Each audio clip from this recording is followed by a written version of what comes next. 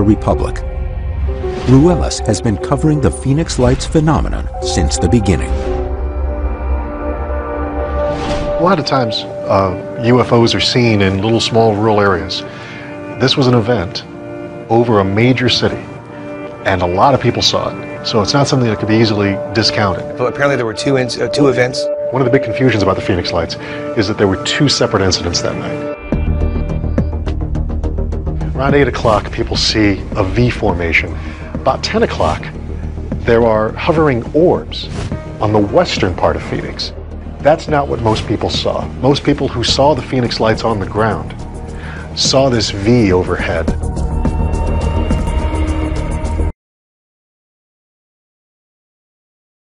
On March 13th of 1997, I had left law enforcement and I pursued private investigations work. And I happened to be at 27th Avenue Van Buren doing some paperwork. I just would look up every now and then, and I was writing my report, and I just looked up and something kind of caught my eye, because it seemed just to kind of be floating and just, just a constant speed, but nothing that I could associate with. I went outside, it must have been around 10-ish, and I'm looking off towards the north, and kind of coming in directly at me are these three enormous lights, and they are moving incredibly slow. And this really piqued my curiosity. That evening, the hospice volunteers and I were out on the patio discussing our patients and discussing the work that we were doing with hospice. And we were so engaged in conversation and looking at each other in the eye that all of a sudden, when somebody in our group said, "Oh my gosh, what is that up above?" we all looked up at the same time and saw this amazing, huge, dark, silent object that appeared to just be right over our heads. It was awesome. I mean, we were telling ourselves not to blink. It was very close to the ground. It was just like floating over the housetops. Pilots tell me when they make the left turn to go towards the Salt River to the north that the altitude is less than 3,000 feet. The object I saw and my wife saw went under this plane. We could not see the whole object from front to back, from side to side. It was so big. I would gauge this object to be several football fields. I mean, like a mile, maybe more than a mile, maybe even 2 miles. It was huge. And it just kept going over our heads and going and going and going. And it seemed like we could actually just reach up and touch it. It was so low. I like to use the old peace sign, stretch it out. But it was something like this. And as it passed, all we could really see was the left wing of the craft as it passed in front of us. That was how low it was as it passed. And as it started to pass in front of us, I put my hand up to where the nose of the craft was, and I took my other arm out to where the end of the wing was, and it was well over 30 inches. And I said to my wife at the time, I said, "That's a mile long." It was quite obvious to me this was not a conventional aircraft. Right over our house, the stealth bomber flew as it was approaching the ballpark for the last game of the World Series in November of 2001. And that made noise, and it was large, but it was not what I was seeing flying over us in 1997. What struck me was the sheer size of these lights. It was an orangish amber light, and it was so rich and lustrous, it's almost as if the objects seemed to be comprised of the light itself, which is strange. But imagine, if you could, that light would have material property, the physical property. It was almost as if the orb was crafted out of light. They are absolutely perfect in every aspect of every geometrical aspect that could be observed. They were perfectly, uniformly round. They were perfectly, uniformly equidistant.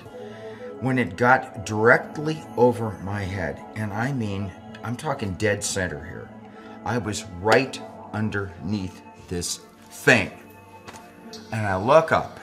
It was like there was no filament in this thing. They appear to be in a canister. There was light swimming around in this shape or form. They didn't glare. They did not emit like a beam, like a floodlight, like landing aircraft lamp. There seemed to be some depth to them. I noticed there was a triangle shaped, 3 huge lights, and they weren't beaming down like landing lights. They were just big balls of light, but very pretty.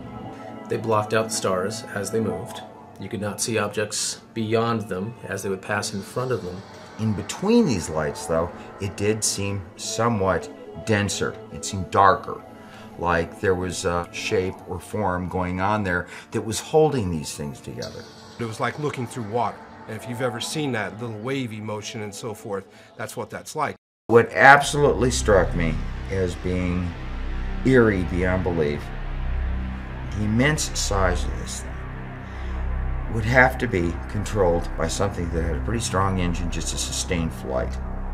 There was not a buzz, there was not a hum, there was not a jet engine, there was not a prop engine, there was not a jet prop engine. There was absolutely no sound at all. Just three beautiful lights coming towards us. And it seemed to move effortlessly, just glided right over.